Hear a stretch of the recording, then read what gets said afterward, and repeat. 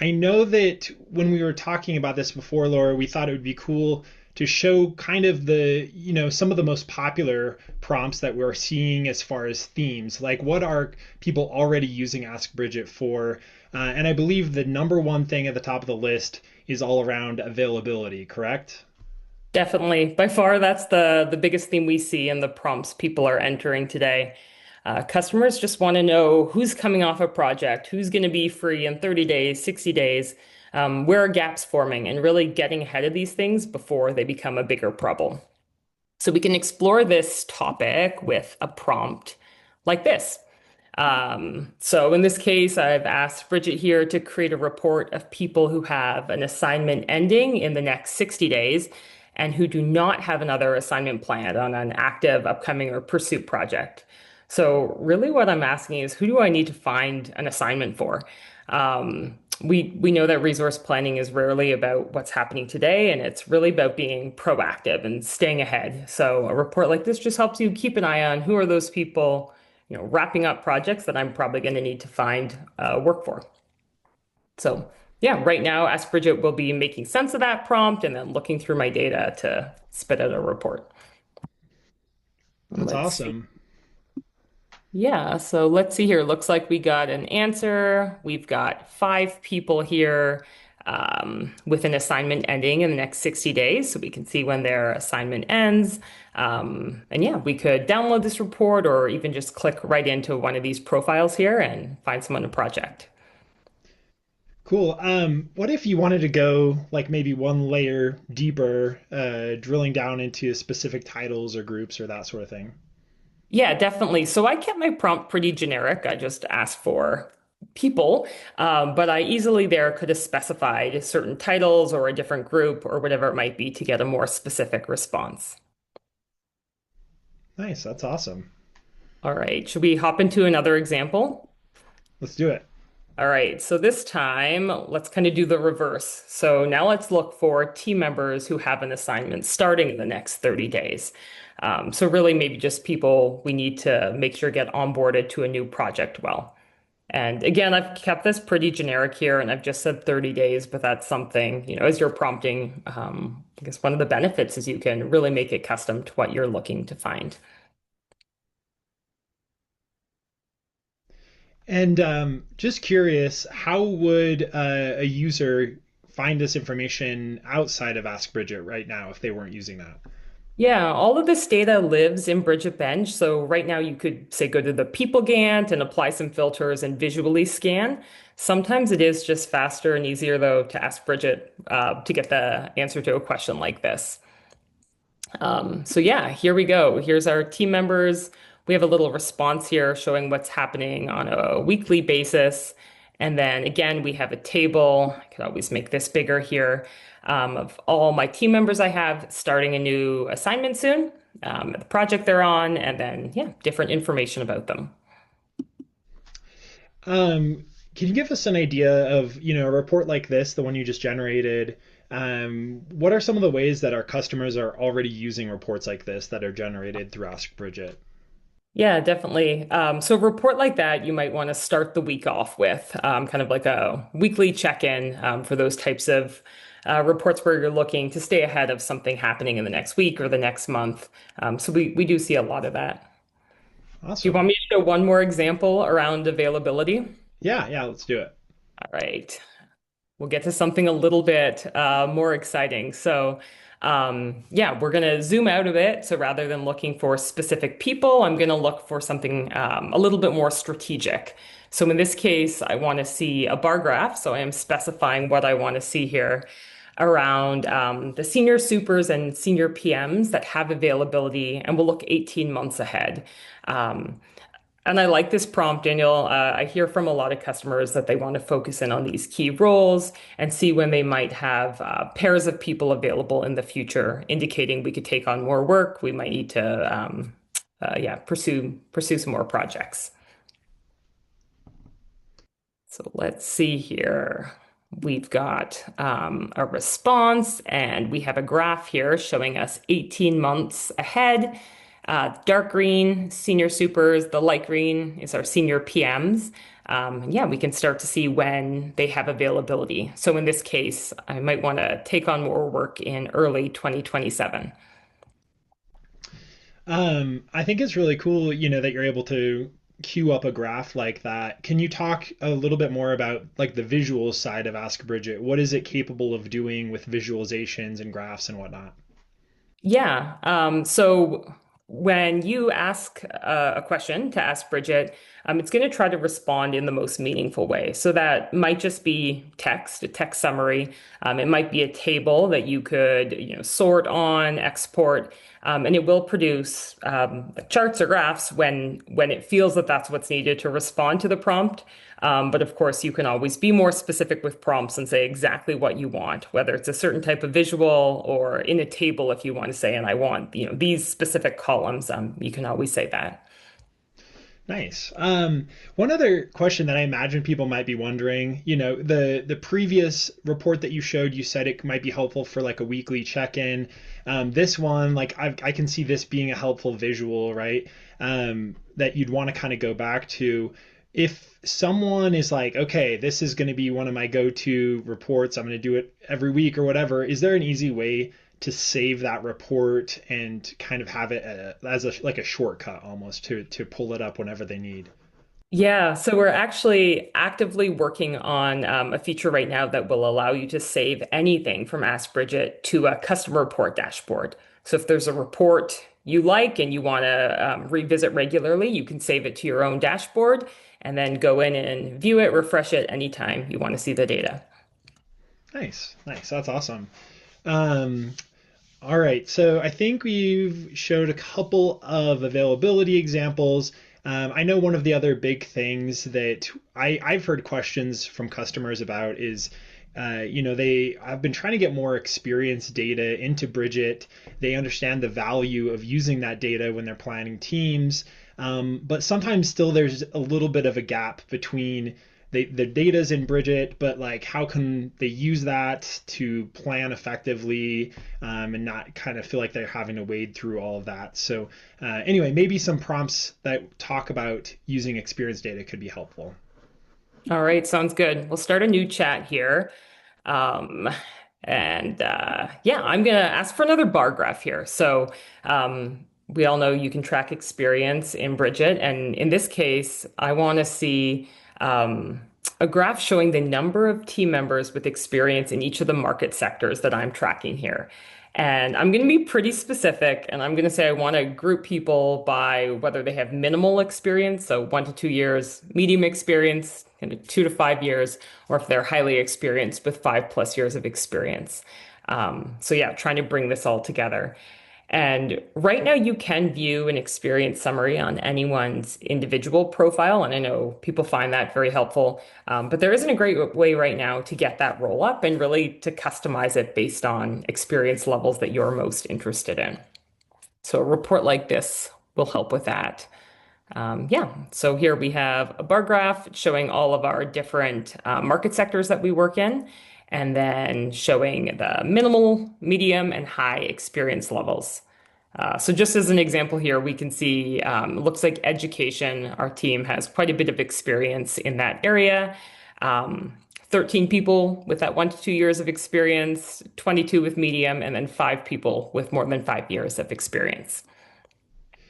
One thing that might be worth calling out because I just noticed it. I saw that the response it says your Seattle team. I'm guessing that's because that's the group that you have selected, correct? Yeah, that's right. So Ask Bridget can search across all your data, but we know most of our larger customers do really take advantage of our group feature. So if you're filtered in on a certain group, you don't need to specify that you only want a response for that group every time you prompt. Ask Bridget will use the group that you're filtered on. And then if you ever want to explore other groups, you could just switch the filter there. Nice. What if you wanted to drill down one layer deeper into a specific market sector? Yeah, so let's go further with this one.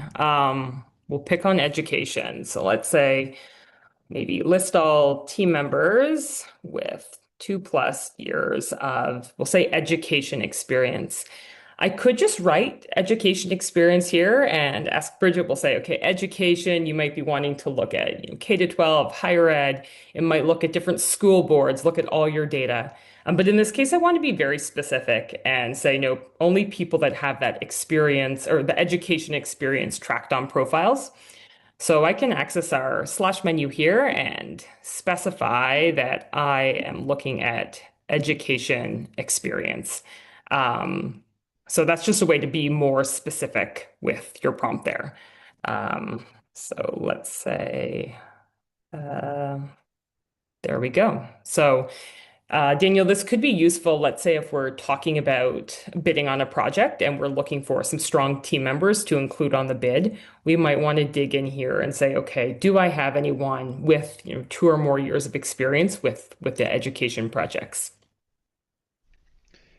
One question, and maybe it just kind of depends, but I'd like to get your take on, some of the original prompts that you showed when we were around availability. It was like kind of multi-step prompt versus now we're kind of doing pieces at a time, like one prompt, see the results, one prompt. How do you kind of suggest that people like which one should they default to depending on what they're looking for? Yeah, I think it really depends.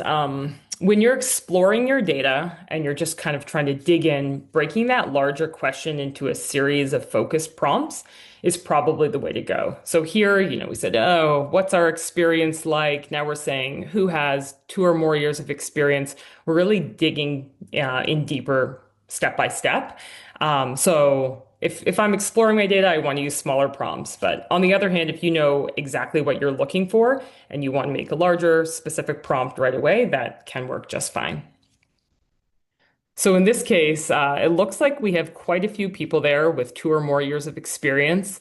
This is making me think I probably should have just asked for PMs or supers, but we have a long list there.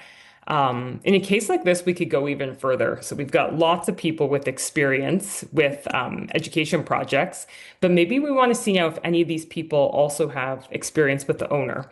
So we could ask.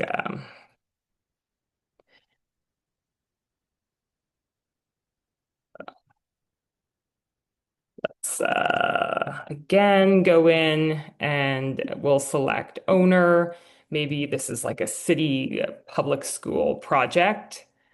So we can, yeah, just go a little deeper here and really see who has the experience that's best for this type of project.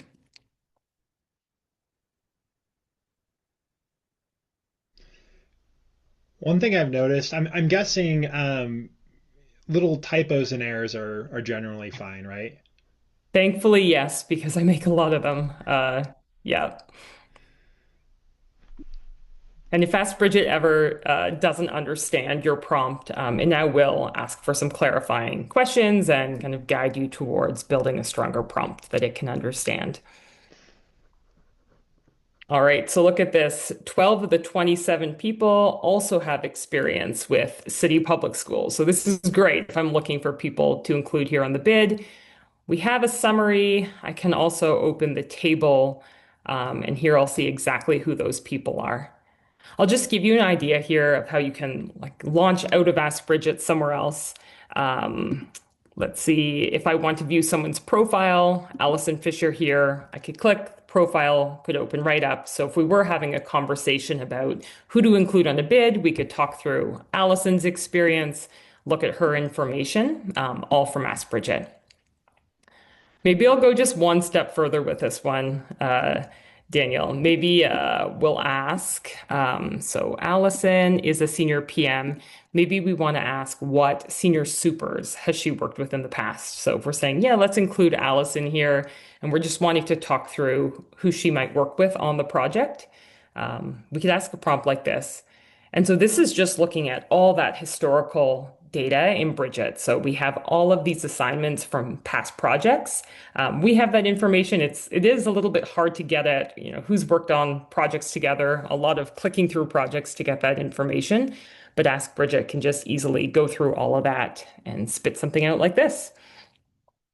So it looks like Allison has worked with 6 different senior supers. And I could expand and see who they are and even the projects that they worked on together. So in a case like this, some of these individuals did work on education projects with Allison. We might want to include them in the bid as well. That's really cool. So I'm kind of thinking like the previous prompt that you used about a specific like public school owner, right? You could have probably combined those as well, right? You could have said who has experience with this owner and experience working with Allison or whatever, like however you wanted to kind of frame it right off the bat. It just kind of depends on Definitely. what you're looking for. Yep. All right. Should we hop into maybe a different theme here? Yeah, let's do it.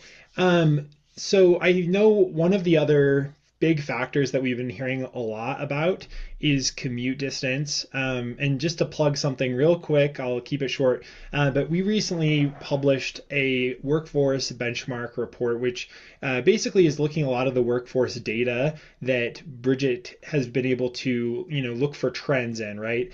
And one of the things that we found in the report is just all about commute distance. And number one, commute distance really does matter when it comes to planning and when it comes to keeping people around because long commutes really can burn people out quickly. But we also have some data in there around what average commute distances look like. So I just throw that out there. If this is something that you're interested in, like kind of benchmarking a little bit more, that report is available to kind of dive into a little bit more. But with that being said, assuming you're trying to use commute in planning, yeah, you already got a prompt up and running to kind of do you want to talk about that one a little bit? Yeah, kick things off here. So we know that so many people do consider commute when making an assignment. So at the time an assignment's being made, you're talking through where does this person live? How long will their commute be? But often after the assignment's made, people move on and stop thinking about that. So with Ask Bridgit here, I'm going to try to get a chart made showing commute distances for assignments in the next 90 days. So this is pretty cool, just pulling all that data together from your projects. So here in my account, I can see, thankfully, most people have very reasonable commutes. We have a number of people commuting less than 5 miles, which is pretty awesome. And then we can also see we do have some longer commutes there. So this is something we might want to keep an eye on. I could expand here. Let's open this up. And I'll sort. We could see exactly who has some of these longer commutes and have conversations around, how long is this assignment? Is there someone we might want to swap in? Does this make sense? But yeah, really here, surface this information where everyone can see it, not just the person who made the assignment while they were making the assignment. That's cool. Um, I can see kind of you this kind of provides a nice bird's eye view. What is a good prompt if you want to find like kind of from the other direction, right? It's not just a bird's eye view of commute distance. It's we want to find a specific candidate that's a specific distance from project. Yeah, I'll toss this one in here. This is something I know a lot of people look at where they're just trying to get a feel for who lives in this general area. So maybe the project doesn't even exist in Bridget yet, but who lives within a certain radius of a city or a landmark or a certain area. In this case, I'm picking the airport, just who lives within a 20-mile radius of the airport, just to help guide some of our discussions. So rather than looking at something very specific, we're a little bit more general here. And this is where a prompt like this will be looking at the address field on individuals. And we know some people like to put in full addresses, some people might just toss a zip code in, and this type of prompt would work with whatever data you have entered. So it looks like I've only got two PMs living close to the airport there, but I can see who they are. I'd asked about availability in August. It looks like they're both fully available, and they both have a 17-mile commute. So yeah, there's our response. One thing that I noticed that I feel like is really handy that AI does really well is understanding that context where you just say the Seattle Tacoma airport. Whereas maybe, previous search terms, you'd have to go and put the actual address or be a lot more specific. It can kind of understand the context, which is nice. Definitely, yeah. And in a case like this, I probably could have left off the name of the airport too and just said the airport, and AI would know I'm here in the Seattle group and it would figure it out for me. Yeah, that makes sense. Um, all right. So we've kind of talked, different themes, availability, experience tracking, commute. Like these are all different, I guess, ingredients, if you will, to planning a good team. Let's talk a little bit. I think this is kind of our last grouping about new hires and tenure and kind of getting an understanding of, who's been at the company the longest, maybe who's more able to take on a more complex project because of their experience, right? Yeah, definitely. I'll toss this prompt in here. So we do know how important it is to keep an eye on where your new hires are. You want to make sure they're set up for success, that you have, some balance there with people with newer to the company on projects. So with a prompt like this here, I'm looking for a chart that will summarize company tenure broken down by title. And again, I have an idea of what I want, so I'm going to be pretty specific here. I want my chart to show me who is newer to the company. So I'm saying less than 2 years of tenure, but of course it's a prompt. You could customize that. People with kind of that medium level of tenure, and then people with 5 or more years. I'm putting them all together. And so in this case here, I can see all the different titles I have, as well as the number of people with the certain tenure buckets I outlined there. So dark green would be the newer team members, people with less than 2 years. I can scroll down here. I can see I have quite a few project engineers and laborers that are newer to the company. And then I can see the tan color there. Those are my more highly experienced or people with significant experience with our company there. Just helps you keep an eye on kind of the tenure breakdown there across your team. Cool. So this is kind of, tackling the question who has the most tenure. What about the other side of the spectrum of maybe people that have just joined, trying to make sure that they are assigned to a project and whatnot? Yeah, let's use a prompt like this, just looking at our new hires. And in this case, I'm saying new hires starting in the next 3 months. So I'm going to be pretty specific here. Like how many do I have and what projects are they going to? So this would really just help you, especially in those periods where you have lots of new team members joining, have some focused conversations around those new team members and the projects they're going to be on, just making sure you're setting them up for success. All right, let's see. My Seattle group has 4 new hires starting. It looks like 2 are assigned to active projects and 2 don't have assignments yet. I could expand to view this in the table as well. So there are 4 team members. In the project there, I can see the 2 that don't have an assignment yet. I could always open their profile, find a project for them, and then we've got our 2 team members that already have an assignment. Nice. I can see, that being really helpful for making sure everyone has a really good onboarding experience. Nobody wants to be waiting around, kind of not knowing, what's going to be their first assignment. So, yeah, that one's a cool one. I think, Laura, I think we've covered kind of the main use cases that, that we wanted to share with everyone today. Anything else you can think of before we jump into questions? No, I think we have time for a few questions. Awesome. Awesome. I've seen a few come through. Just as a reminder, if you have any lingering questions and you haven't dropped them into the Q&A box yet, now's your chance. We'll go through a couple of these now. So this question came through, I think specifically when you were kind of showing some of the availability prompts. But the question is, in those examples and the results, how are pursuits factored into those results? hmm yeah, good question. So if you just ask about availability, it's going to use the logic that we have throughout Bridget. So if you're assigned to a pursuit project, it doesn't contribute to your utilization rate until the pursuit is won. But you can be more specific with your prompts and get at what you want. So I think I gave an example earlier. Let's see, I'll click through my history here. Was it maybe the first one? Where, yeah, I specifically said I was looking for people that do not have another assignment planned on an active, upcoming, or pursuit project. So in that case, I didn't want to see people showing up on my list that actually were assigned to pursuit. So I was just more specific with my prompt there. Okay, yeah, that makes sense. For the person that asked this, if that answers your question, great. If you have any follow-up questions around that, please drop it in and we can tackle that one as well.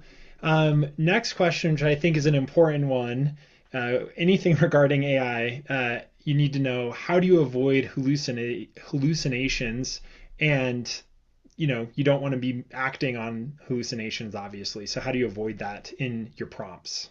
Yeah, definitely. I like this question because I think we've probably all experienced this using different tools. I think understanding your data is really important. If you don't have great data, AI is not going to make the best respond well to you. And I think as you're starting to use Ask Bridgit, it is good to break your prompts up a little bit smaller and make sure you understand what you're asking for. When you're in a chat, we do have, when you start a new chat, we do have threaded responses. So every prompt you Ask Bridget does have the context of everything else that's happened in that chat. So I would recommend you're not just jumping to a mega prompt where you're trying to get to something large and specific right away, but really exploring your data to understand how your prompt is working and to tweak it as needed. Cool. One follow-up question that I was wondering, because you were talking a little bit about the slash prompts or the slash menu. Is that a way to kind of eliminate some of the risk of hallucinations as well? Because you're calling specific fields, right? You're mentioning those. Yeah, definitely. So you don't need to use the slash menu. I'll say that. Anything with AI, it always tries its best. If I asked a question about what projects is Daniel assigned to, and I might have a number of Daniels in my account. I might have someone that goes by Dan in my account, and Ask Bridget will do its best to respond. But if you have a specific person, I can go in here to the slash menu that you want to ask a prompt about, you can just select them and ensure that is what the response, or that is who the response will be focused on. I can see it happens a lot with experience when people, let's say, even use acronyms. Let me think of some of the ones I've seen. Sometimes Ask Bridget understands an acronym. You may have noticed I just use PM a lot, and we know what a PM is. But if you had a number of different project manager roles with different levels on them, and you didn't want Ask Bridget to try to guess at what type of PM you were looking for, that's where you might come in and go to the title field and select a certain, whether that's a PM or a senior PM or a PM2 or a MEP PM, whatever it might be. You could make a specific selection, and then you know that the response will be tied to what you had selected. Cool. Yeah, that makes sense. Um, Another important question that I'm sure a lot of people, want to know, is any of our bridge are the person asking this, is any of our Bridget data being used to train the general model? No, all of your data is your data. It's staying in your account. Oh, it's not in any way leaving your account there. So no worries about that. And just as we're talking about that, Danielle mentioned permissions as well. Ask Bridget uses the permissions you already have. So if you have someone, say, that doesn't have permission to view financial data, asking about cost rates or project budget or whatever it might be, they will not get that information. We've had a lot of fun testing that. You can try very hard. You're not going to get any information that you don't have permission to get using Bridget already. Nice. I'm sure a lot of people are like, "Oh, good. Alleviates a concern, maybe." Um, all right. Next question. Does the AI pull data from the deactivated people list in case they want to rehire someone? Yeah, that is a very timely question because that's something we're working on right now. Again, that will be tied to permissions as well. But yeah, right now, if you go view a project that had a person who had since been deactivated, you would be able to see them in their name. So we are working. I'm not sure if it's out just yet, but you will be able to view people who have been deactivated. Um, Maybe you even want to see, what projects have someone, what active projects had someone that has been deactivated, trying to get at where are these projects where you've had some turnover, maybe you want to keep an eye on them. So that is something that we will be supporting shortly if we don't already support today. Um, Actually, Daniel, maybe I'll just jump into something too, because I'm not sure who asked the question, but it is very possible that they tried asking about deactivated people in the past, and they didn't get a response. Um, Anytime you get a response, you can, either tell us that the response was helpful, leave some comments, or tell us it wasn't helpful. And this is where you could let us know if something you see isn't accurate or it's not helpful, or you're working very hard on your prompt and we're just not following instructions. And I can say I personally look at all the feedback that comes in here. And this is the type of feedback we use to improve Ask Bridgit, make sure that it's able to respond to the questions that people are trying to ask. Awesome. Um, Man, we have a lot more questions. So hopefully you're still game to tackle some more of these because more and more just keep coming in. How does the AI distinguish between historical trends and live operational data? Oh, that's an interesting one. So it is looking at all of your data. So if you're asking about something in the past, it will share information, or the response will include past data. Um, yeah, I would just say being specific with your prompt. So if you only want to look at future assignments or upcoming projects, whatever it might be, specifying that. And then, yeah, if you want to look in the past, just making that clear. The one thing I'll add on to that, I know we have many customers who have added um, experience that individuals gained with previous employers. And that's something where we've built Ask Bridget here. When you ask about experience, it's just sharing experience with your company. If you want to get that historical experience, you need to be specific and ask it to include any experience gained from previous employers. So yeah, sometimes just being more specific there. Yeah, there's the next question is actually a perfect follow-up to what you just said. How do you get all the information regarding experience, logistics around travel time, etc., time at company into Bridget in the first place? hmm Yeah, AI is really only as good as the data you have. So it is so important to get more data into your account if you don't already have a lot of data there. With experience data, you could reach out to support or a CSM and they'll help you get that in either through an upload or I know we have some customers who have actually used AI to scrape resumes to get that information to import. But yeah, our team is happy to help get any of that information in.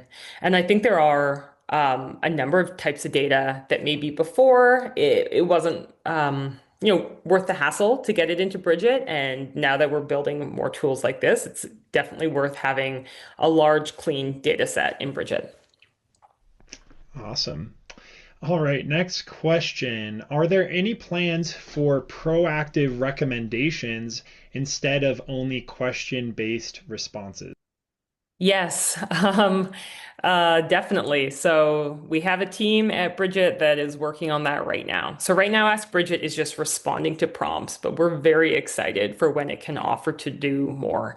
So if you're asking about people with availability, maybe it's going to tell you who they are and then also ask if you want help finding a project for them. Or if you're looking at projects starting soon, do you want to build a team for those projects? So that's definitely the direction we're headed. I will say we always want to have a human in the loop. So our goal is for Ask Bridget to be able to offer you options and to make sure it's very clear why those suggestions are made and for you to have good discussion over those proposals. But human gets the final say there, so Ask Bridget won't start acting for you and making changes to your project dates without you approving them. Once again, perfect transition into the next question. Will users eventually be able to automate actions from AI responses? Yeah, great question. Right now, our plan is always human in the loop. So there may be some things that you can choose to automate, but we do want to make sure that any workforce planning decisions do have kind of a human approval behind them. Cool. Um, all right. Can you share an example of when Ask Bridget identified a staffing risk before leadership noticed it? That is a good question. I'm trying to think if any customers have shared stories with me about that. Yeah, I'm not sure if I have a specific example, but you can definitely, when you know what a staffing risk would be, I think that's where you'll build your prompt so that you can identify it there. And I think that really does come down to individuals, what they want to look for, how far in advance they want to look for those types of issues. What I will say though, I mentioned earlier that we're kind of working on a feature right now that will allow you to save any reports to a custom report dashboard. That's the type of thing that once you've put work into building a prompt and getting a report that's going to highlight those types of issues for you, that's the type of thing we don't want to make you have to go rebuild that every time you want to look at the information. So I think in the next few weeks after you build such a report, you will be able to save it, give it a name, description, add it to your custom reports page, and then access it every week or whenever it is you want to check in on that, which will definitely help you then stay ahead of those issues. Awesome. All right. Just a few more questions that we can dive into. How are companies measuring ROI from using Ask Bridget? Yeah, I can't say I have a great answer for that. I think every company right now has their own AI strategy and they're evaluating how different AI tools can help and what the ROI is on those. What we're really focused on here is making sure that you get to spend your time making critical decisions and having those discussions rather than more like admin tasks of clicking around and making edits, making a number of changes only to go back and make those new changes there. So what we're really looking to do is to take all your data, understand what's important to you and your workflows, and just have Ask Bridget surface information so that you, yeah, can spend your time focused on the right things. So not really trying to take those core key decisions away from anyone. We want to make sure that people use their time best, and they have the information they need to make decisions quickly. Awesome. Alrighty. Do you provide a prompt framework or prompt examples for different roles like operations, project management, workforce planning, etc.? Yeah, we're actually in the progress of adding, we're in the process of adding a report library. I have it on in my account. I'm not going to click it yet because it is a work in progress. But there will be a library there. We do actually have different tags on indicating whether some of these reports would be best for HR or ops or executives. But yeah, we have the library that we'll be adding to over time, just really trying to make it easy for people to get started and build one of these high value reports. And with the library, it really just gets you started. You might want to customize your prompt more depending on your company and exactly how you want to look at things. Cool. I really like this next question. What does an advanced user of Ask Bridget do differently than a beginner? Oh, that is a good question. I think an advanced user knows their data. That's what I'll say. And we do like we study a lot of prompts. I think an advanced user, yeah, has a good understanding of their data, so they're being more specific with what they're asking for and how they want the response to look. Um, I kind of explain it this way. If you've got 10 friends and you ask a general question to them, you're going to get 10 different responses. And that's how it kind of can be with AI. AI tries its best. Um, but if there's something very specific you want, you ask your question in a different way. And I think, yeah, it's clear with some of the prompts, the way people are asking. Some of those more advanced users, I think, just have had a little bit more experience with that, and they're being a lot more clear with what they're looking to have returned to them. Yeah, that makes sense. All right. I thought this was a great question to kind of end on. What is next for Ask Bridget? I see a lot of opportunity of it evolving into even more of an assistant over time. Definitely. So yeah, that's the plan. This is really just the beginning. I get very excited about the changes that are coming. So, Ask Bridget, when we first launched it, it was very basic. We were just kind of dipping our toes in. It's pretty cool what it can do today that it couldn't do last week even. So we're constantly improving and improving the model, improving responses. So we are investing and making sure that Ask Bridget can respond to these prompts. But I think the part that is exciting is more the action. Um, just yeah, getting into suggestions, bringing it in context. So rather than having to navigate over here to Ask Bridget, if you're on, let's say you're viewing a project and there's no one assigned to the project yet, that Ask Bridget directly from that page could offer to build a team for you. And not just a team with random people, but build a team understanding your data and understanding the team sizes you typically build and the blend of people you have and knowing, what people typically fill certain roles. Or, if you're, let's say, viewing, I don't know, maybe your utilization rate, maybe that's where Ask Bridget could offer to balance things out. If Daniel is on two projects and I have some free time, maybe it would offer or give a suggestion of balancing assignments in a certain way. So yeah, I think that's what I'm most excited about, and that's our focus right now, having Ask Bridget not just respond, but actually suggest actions and make sure that it's clear to users why that suggestion was made. Yeah. Very exciting. Yeah, there's a lot more exciting stuff to come. Um, I think, we made it all the way through the list of questions. This has been like some of the best questions I've ever seen in a webinar. So thank you to everyone for asking them and being really engaged. Just as one last reminder, we recorded today's webinar, and so you can keep an eye out in your inbox. You'll get an email with a link to the recording in the next day or two to rewatch it or share it with a colleague or whatnot. With that being said, Laura, I wanted to give you the chance maybe to leave one final takeaway, recommendation, that sort of thing. Yeah. I would just encourage everyone to try it out. Let us know what you think. And again, please share your feedback with us. We are looking at everything, trying to improve. And yeah, we can move a lot faster with feedback from our customers. So we really appreciate all the feedback we get. And if you want to have more discussion about any of this, definitely reach out to your CSM and we could schedule time to talk. Awesome. Well, thank you so much for that and your time, Laura. Thank you once again to everyone for joining us, and everyone have a great rest of their day.